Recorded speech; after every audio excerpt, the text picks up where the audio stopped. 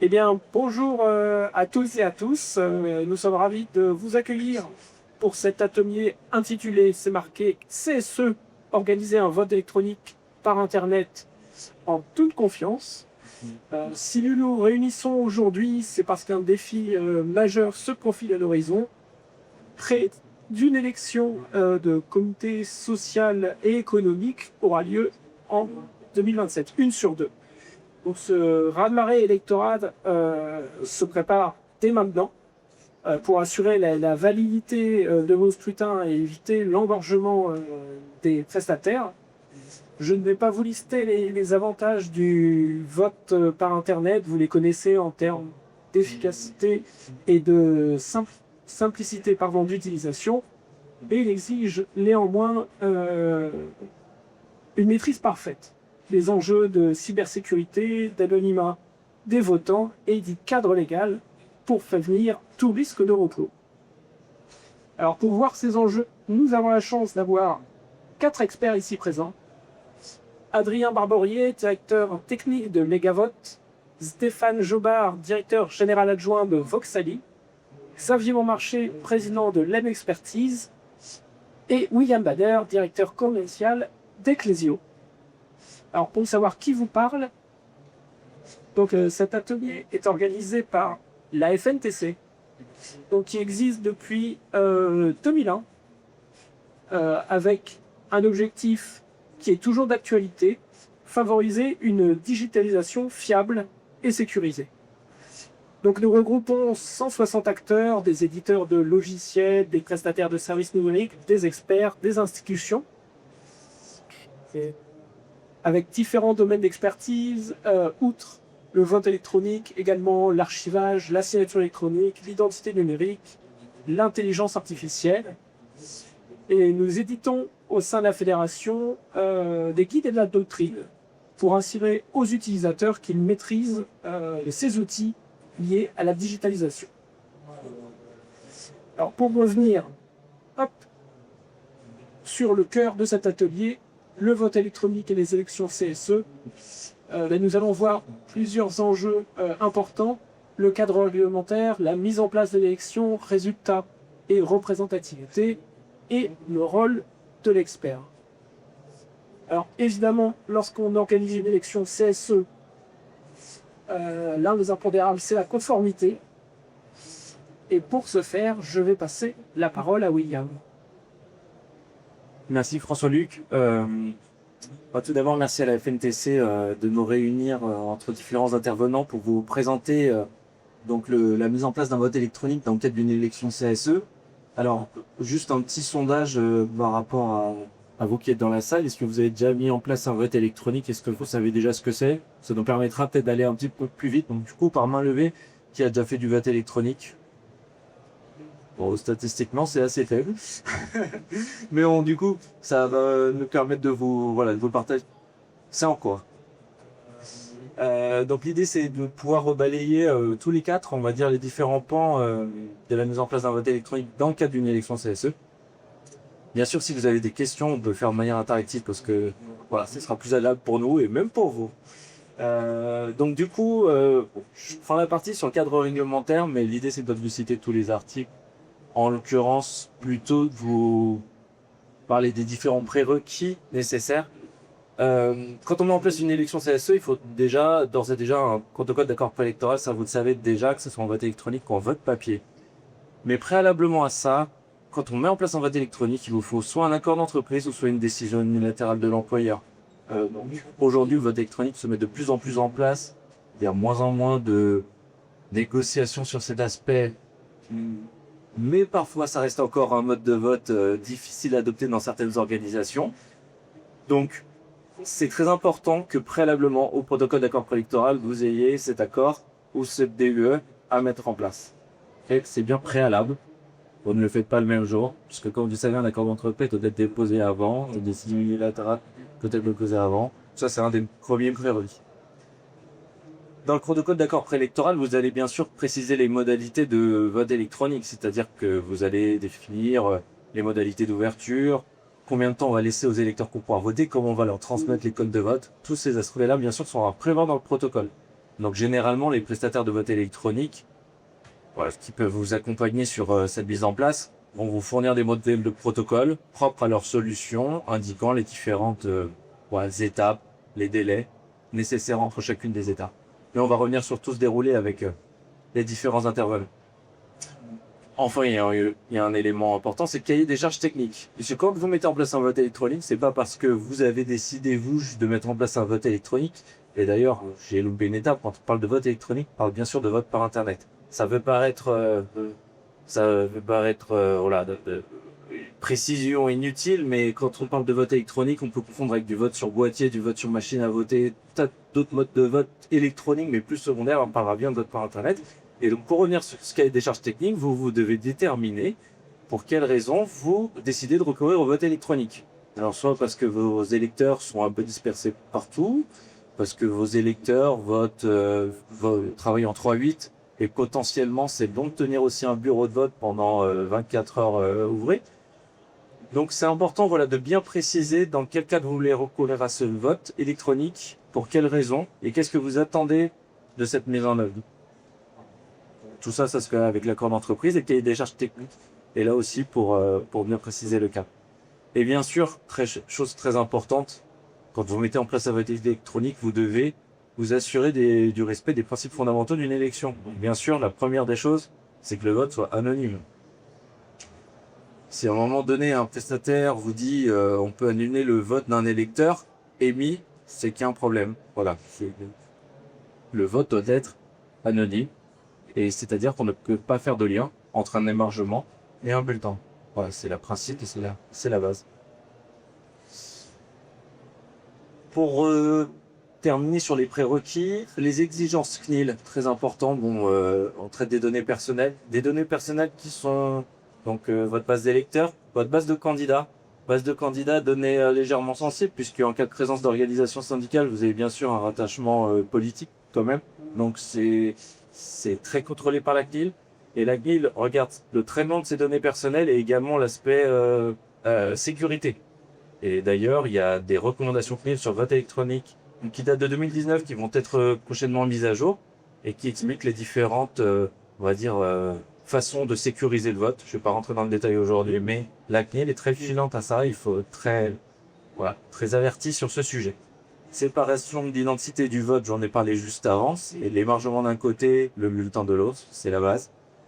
L'authentification sécurisée, mes collègues le détailleront, mais quand on communique autour d'un vote électronique, il y a plusieurs façons de faire.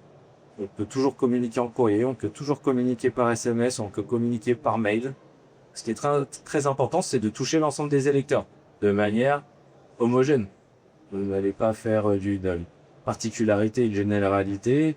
Il faut pouvoir cibler l'ensemble des électeurs parce que si on vous dit « Ah, j'ai 10% de ma population électorale, je n'arrive pas à leur communiquer correctement les codes de vote, la notice, etc. » Là, vous risquez d'avoir des problèmes, donc il est très important de prévoir l'ensemble des électeurs.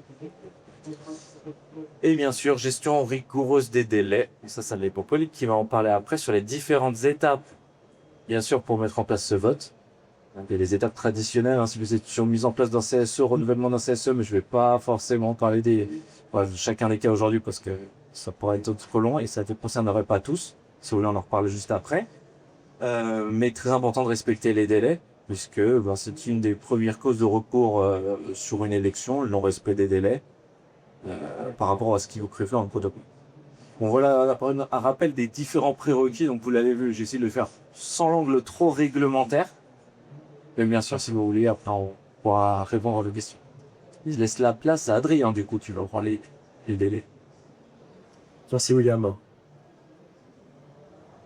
Alors je vous parlais de la mise en place de l'élection. Je suis le directeur technique de la société Legawas, donc je vais parler technique. Donc une des premières choses qu'on va faire en tout cas les sociétés qui sont ici, qui font partie de la FNPC, c'est vous générer un environnement de vote qui va être vraiment indépendant des autres clients. On va vous isoler sur une plateforme de vote, on va générer nos serveurs, et cet environnement de vote, ça va nous permettre d'acquérir toutes vos données personnelles. Et l'intérêt, c'est que toutes les données personnelles qui se transiteront sur cette plateforme de vote, elles suivront le cycle de vie de la plateforme, et à la fin, elles seront détruites. Donc on va souvent vous générer un accès sur un espace de partage qui va être sécurisé, qui va être sur la plateforme de vote ou en dehors, peu importe, sur laquelle le premier élément que vous allez nous transmettre, ça va être les listes électorales. Pour nous transmettre les listes électorales, ça va être un simple export sous notre SIRH qui va nous permettre d'intégrer la liste des électeurs. Vous faites un export, nous on fait un import, et derrière il y a un ensemble de vérifications qui vont nous permettre d'affecter les différents électeurs au collège qui devraient être associés, et puis de vérifier les critères d'éligibilité, typiquement est-ce qu'il a l'ancienneté requise pour être l'électeur, voire candidat sur le collectionneur. Une fois qu'on aura intégré les listes électorales, on va intégrer aussi les candidatures et le bureau de vote. Alors les candidatures, on intègre également l'ensemble de candidatures que vous aurez reçues, soit vues directement, soit sur la plateforme de vote. Il y en a qui proposent des espaces directement pour recevoir les candidatures. On va les intégrer au niveau de la plateforme de vote. Et même chose, on va refaire des vérifications que les candidats appartiennent bien à la liste électorale, qui sont bien associés au bon collège, pour faire en sorte que quand on va verrouiller la plateforme et démarrer les élections, il n'y ait pas d'anomalie, tout a été vérifié comme il faut. On intègre le bureau de vote également. Donc c'est un petit peu différent, hein. Sur un vote physique, le bureau de vote, il va être présent, il va accueillir les gens, il va les faire émarger et faire signer le téléphone. Sur un bureau de vote physique, ils vont avoir des accès un peu particuliers pour surveiller les opérations électorales, mais surtout leur rôle, ça va être au moment du scellement et du dépouillement, où au lieu d'avoir des clés physiques, des cadenas autour d'une urne, on va leur transmettre des chiffres. Donc on les utilisera pour ça, et le secret du scrutin va reposer directement sur eux. Donc une fois que tout est configuré sur la plateforme de vote, on va sceller la plateforme. Et c'est vraiment ça, c'est vraiment, il faut imaginer des cadenas autour d'une urne, sauf que cette fois elle est numérique. Et pour faire ça, techniquement, on génère une clé de chiffrement, on va la fragmenter. Et on va donner un fragment à chacun des membres du bureau. Et au moment du dépouillement, on est obligé de récupérer ces fragments-là pour pouvoir après reconstituer la clé de chiffrement et ouvrir les urnes et dépiler. Donc le secret du vote, vraiment, n'est pas détenu par les systèmes de vote électroniques. Nous, on n'a pas accès du tout au bulletin, on n'est pas capable de les déchiffrer. On a besoin des membres du bureau pour qu'ils nous redonnent leurs clés et qu'ils puissent ouvrir les urnes. Donc on a essayé les urnes, et maintenant, le scrutin peut être ouvert le lendemain, le surlendemain, peu importe. Généralement, ils sont automatiquement à l'heure qui a été convenue. Et les électeurs, ils ont reçu en amont leur identifiant de vote, ce qui leur permet de se connecter sur la plateforme de vote et puis d'aller consulter les candidatures. Et puis le jour J, ils vont pouvoir se connecter sur la plateforme de vote pour voter. Donc ils ont un parcours généralement qui est très simple. Hein. L'objectif, surtout sur les membres de la FNTC, c'est la sécurité, c'est un acquis. Toutes les prestations qu'on vous proposera, ce sera sécurisé, ce sera conforme avec la CNIL. Mais l'objectif, souvent avec vous, c'est faire en sorte que le parcours votant il soit fluide. On ait l'adoption de l'ensemble des électeurs. Donc on essaie de faire en différentes étapes d'identification pour respecter les délibérations de la CNIL sur le vote électronique. Et on amène l'électeur sur son parcours de vote où il va faire le premier vote des titulaires, par exemple, soit de CSM qui derrière des suppléants. Et à chaque instant, donc chaque vote sera forcément indépendant et il recevra un accusé de réception de vote à chaque fois de confirmer qu'il a été voté. Donc en cours du scrutin, on fait un suivi de la participation. On vérifie qu'il n'y ait pas de problématique particulière en cours d'élection. On a dessus une assistance téléphonique qui permet aux électeurs de nous contacter s'il y a la moindre difficulté pour se connecter. Et on est là après pour donner du soutien. Et puis, les membres du bureau de vote, en parallèle, ils ont eux une interface dédiée qui leur permet de faire un peu l'équivalent de ce qu'ils avaient l'habitude de faire sur un scrutin physique et sur un scrutin papier. À savoir qu'ils vont avoir accès à des registres d'activité. On va retrouver toute la traçabilité du système de vote. Qu'est-ce qui s'est passé? Et puis, ils vont pouvoir suivre la participation. On leur donne accès à un certain nombre de contrôles, un certain nombre d'éléments de surveillance qui leur permettent de vérifier, par exemple, que les scellements sont restés intègres pendant toute la durée du scrutin. C'est-à-dire qu'il n'y a pas eu de modification pendant toute la durée de celui-là. Et c'est ça qui vous permet, à au niveau de débrouillement, d'attester que les pas été pour moi et que tout est conforme et qu'il n'y a pas eu de difficulté. Je vais donner la parole à Stéphane maintenant sur le déploiement. Oui, merci. Donc Stéphane Jobard, en charge de Voxali, filiale de DocaPost.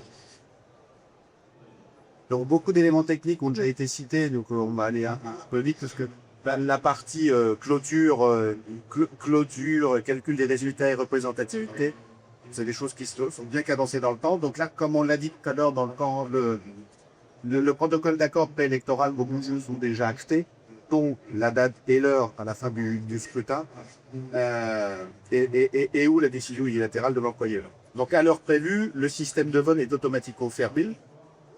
Plus aucun vote ne peut être enregistré. Il y a quelques cas où on peut laisser ce qu'on appelle un délai de trace, 15 à 30 minutes, pour les derniers votants dans les 70 pouvoir accéder à la plateforme. Mais à un moment donné, il est constaté que plus aucun vote ne connaîtra la logistique. À partir de ce moment-là, on rentre dans la phase de débrouillement, qui est immédiat ou légèrement différé. Et après la clôture, donc le débrouillement, comme je peux dire, est immédiat, peut être différé. Il se fait en présence, bien évidemment, du bureau de vote, et avec un accès aux résultats via les systèmes et en présence des organisations syndicales. Le système, mais ça on l'a dit, doit garantir l'anonymat, mais la possibilité de faire le lien entre les votants et les votes. Ensuite, on procède à l'ouverture de l'urne. Donc c'est une étape cruciale, parce que comme on l'a dit précédemment, c'est là où on vient reconstituer les clés de chiffrement, de déchiffrement, qui sont bien évidemment souvent détenues par plusieurs personnes, et c'est à partir de ce moment-là, où une fois que les clés de déchiffrement sont reconstituées, on va pouvoir accéder aux résultats, donc on va pouvoir déverrouiller l'urne électronique et déchiffrer les suffrages. Et à partir de ce moment-là, on va pouvoir passer à l'étape de proclamation des résultats. Donc une fois les résultats obtenus, on va pouvoir générer automatiquement les procès-verbaux avec les signatures associées. On va pouvoir assurer la proclamation officielle des résultats, l'édition de la liste d'émargement, le calcul de la représentativité qui peut se faire, on ne va pas rentrer dans le détail ici, mais à plusieurs niveaux, soit au niveau de l'entreprise ou des établissements distincts s'il y a des découpages. Et puis ensuite, il y a aussi une petite étape, c'est la transmission au ministère du Travail via une plateforme dédiée, où c'est une étape dématérialisée, et puis aussi aux organisations syndicales. Bon là, j'ai mis ça pour exemple, et je pense que vous avez tous déjà vu ce genre de document. Alors l'avantage de nos plateformes, qui sont certes différentes, mais elles offrent toutes la possibilité de pouvoir éditer facilement ce genre de documents. Ça, c'est quand même aussi d'une grande aide. Et il y a aussi 2-3 particularités. Il y a la période de recours et la possibilité d'un second tour. Donc la période de recours, c'est qu'une fois que les résultats sont proclamés, je pense que ça fonctionne de la même manière que ce soit un vote électronique ou pas. Donc il y a, une fois que les documents sont édités et envoyés, on recèle les données, on referme jusqu'à la fin de la période de recours, qui est de 15 jours. Et ensuite, au plus d'un mois après cette période de recours, nous effaçons l'ensemble des données s'il n'y a pas eu de recours. Donc comme on le disait déjà, nous on n'accède à aucune des données des votants pendant la période de vote grâce aux mots-clés de déchiffrement qui sont entre les mains de plusieurs personnes. Et ensuite, à la fin, on efface l'ensemble des données. Et il peut y avoir un second tour. Donc là, je trouve une grande innovation, que ce soit électronique ou pas. On va être présenté la possibilité de second tour, je le fais. Mais donc au premier tour, un second tour est obligatoire si au premier tour, il y a une absence de quorum, donc une participation de moins de 50% des inscrits, une absence de candidats et ou des sièges non pourvus. Le premier tour est réservé aux organisations syndicales. En revanche, le second tour peut a priori être ouvert à l'ensemble de tous les candidats syndiqués ou non. Et le délai entre les deux, il y a un délai à respecter entre les deux tours. Donc le second tour doit être organisé dans un délai maximum de 15 jours après le premier tour. Et en pratique, c'est souvent entre 7 à 10 jours. Donc les dates sont généralement prévues dès le départ dans le protocole de préélectoral, d'accord préélectoral pour éviter toute contestation. Et maintenant, je vais passer la parole à Xavier pour la partie, le rôle de l'expert. Merci Stéphane. Donc l'expert indépendant. Alors le rôle de l'expert est défini par les textes, que ce soit le code du travail ou la recommandation de la CNIL. Et donc l'expert intervient tout au long du scrutin. Donc, avant le scrutin, pendant le scrutin et après le scrutin. Il se doit de rendre un certain nombre de rapports. Déjà un rapport initial qui permet d'attester que la configuration est conforme au texte. La configuration du système au vote électronique est déployée par Saint-Mann et messieurs. Au-delà du rapport initial, il y a également les tests d'intrusion qui sont opérés sur les plateformes de vote pour s'assurer qu'il n'y a pas de risque qu'il y ait un tiers qui puisse intervenir sur la plateforme pour modifier l'information d'un bulletin ou modifier le résultat du vote. Pendant le scrutin, on intervient en observateur, on fait partie de la cellule de supervision technique et bien souvent, quand on est mis à contribution par les DRH, lorsqu'il y a un incident, pour avier. Et c'est vrai que très peu avant, les sollicités pour avis en cas de problématique organisationnelle ou technique. Et à la fin du scrutin, on rend un rapport final qui reprend l'ensemble des empreintes qui ont été constatées à l'ouverture du vote et à la fermeture, et également l'ensemble des éléments qui viennent potentiellement perturber le scrutin. L'ensemble de ces éléments sont opposables en cas de vote. Donc, pour faire simple, nous on vient s'assurer que le contexte réglementaire et technique est conforme au texte, que ces messieurs travaillent bien et on met en place une plateforme robuste qui répond à l'ensemble des critères juridiques et techniques. Et surtout, on intervient avec une certaine philosophie. Donc, l'indépendance, ça c'est un prérequis. On a beau se connaître personnellement, tous les acteurs de la place, on va avoir un avis sur chaque acteur, mais on doit intervenir de manière indépendante.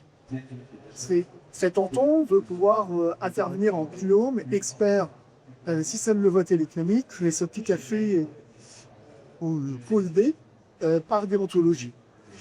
Mais chez l'EM, on aime bien également intervenir avec une philosophie que de l'indépendance, c'est la réassurance. On est pas là en censeur. Moi, le rôle de l'expert, je le prends comme un accompagnateur de l'élection et qui vient répondre à des problématiques, répondre à des interrogations pour venir confirmer peut-être ce que le prestataire de vote électronique propose au DRH et peut-être pour avoir un deuxième avis indépendant par rapport à ces propositions. C'est pour ça que je mets en avant la réassurance et cette réassurance, elle est aussi vis-à-vis des partenaires sociaux. On intervient bien souvent pour présenter nos rapports devant les partenaires sociaux et pour pouvoir rassurer sur la configuration. Et enfin, la pédagogie. Quand on intervient vers les VRH, mais surtout vers les partenaires sociaux, l'idée c'est aussi de ne pas employer trop de verbiage technique, mais pour être compris et pour que ces rapports, qui sont bien souvent malheureusement pas lus dans le détail, puissent servir à quelque chose dans la pédagogie que vous mettez en place vis-à-vis de vos partenaires. Alors, quand est-ce qu'il faut faire intervenir dans le cadre d'un CSE un expert? Là, c'est vrai que si j'étais face à des DRH de la fonction publique, il n'y aurait pas le choix. Systématiquement, les textes imposent, le code général de la fonction publique impose la présence d'un expert pour tous les votes. La jurisprudence, pour les CSE, donc pour les entreprises privées, est un petit peu différente et a d'ailleurs évolué récemment. Puisqu'il y a 2 ans, en fait, il y a eu des élections qui ont été annulées pour absence d'experts dans le cadre du processus électoral. On a par exemple la société des ciments Antisé qui a vu une élection annulée parce qu'il n'y avait pas d'experts et le juge de première instance s'est saisi de cette raison pour pouvoir annuler l'élection. Entre-temps, la Cour de cassation a clarifié les choses et a expliqué que si la solution de vote avait été expertisée avec chacune des solutions logicielles a bien entendu un numéro de version logicielle. Et la Cour de cassation a donc décidé que, à partir du moment où la solution avait déjà été expertisée et que c'était cette solution avec le même numéro de version logicielle et qu'il n'y ait pas eu de changement substantiel majeur dans cette solution technique, eh bien, potentiellement, il n'y avait pas besoin d'expertise spécifique pour l'élection en cours. Donc là, on est sur un aspect extrêmement juridique. Bien entendu, si vous passez d'experts, vous passez de la réassurance, de la pédagogie, je disais en avant tout à l'heure. Et donc, à l'usage, ce que l'on voit, c'est que pour les élections professionnelles privées, on intervient, nous, en tant qu'experts, dès qu'il y a le moindre doute, dès qu'il y a une début de tension sociale, une forte tension sociale, accusée, justement pour pouvoir rassurer et permettre au DRH de border son processus électoral sur un site à recours. Voilà, donc un cadre très clair. François-Luc, je te laisse le mot de la fin. C'est à moi qu'il y ait des questions pour l'un de nous 5. C'est ça. Effectivement, je sais pas si vous avez des questions par rapport aux explications qui nous ont été faites sur le vote électronique dans le cadre d'un CSE. Si tout est parfaitement clair. C'est juste peut-être une petite précision. Aujourd'hui, le vote électronique se fait de plus en plus couramment dans le cadre d'élections CSE, on l'a dit en introduction. On voit des élections qui sont réalisées pour une vingtaine de collaborateurs, quand plusieurs milliers de collaborateurs. Une élection de vote électronique peut se mettre en place dans des délais vraiment très courts. En réalité, si on passe par une DUE et qu'on négocie le protocole, en 45 jours, c'est payé si vous êtes sur un renouvellement. Donc, voilà, on est sur une facilité d'accès sur la mise en place d'un vote électronique. Ça, j'ai oublié de le préciser au départ, mais ça se démocratise de plus en plus. Il n'y a pas de statistiques vraiment, si ce n'est le nombre d'élections CSE qui aura en 2027, qui sera énorme, effectivement. Mais on considère qu'aujourd'hui, il y a plus de la moitié des élections CSE qui seront par voie électronique. Même si, voilà, il y a peut-être d'études au niveau national. On sait que, voilà, ça se développe de plus en plus et je voulais le préciser parce que c'est vrai que quand on présente tous les jours notre solution, on peut se dire, ah, tiens, il y a un expert, tiens, il y a un prestataire, ça peut être long, il y a beaucoup de questions à se poser. Voilà, c'est juste pour vous, rappeler que les délais de mise en œuvre sont quand même très courts et que c'est beaucoup plus accessible qu'il y a 10 ou 15 ans, où là, on était sur des délais où il fallait prévoir les choses à 3 à 6 mois. Voilà. On va vite. Non, merci à vous pour toutes ces explications. S'il n'y a pas de questions, on reste disponible pour échanger. Et si vous voulez en savoir plus sur les activités de la FNTC, vous pouvez aller sur notre site fntc-numérique.com ou nous envoyer un petit message info@fntc-numérique.com. Voilà. Merci beaucoup, merci à tous.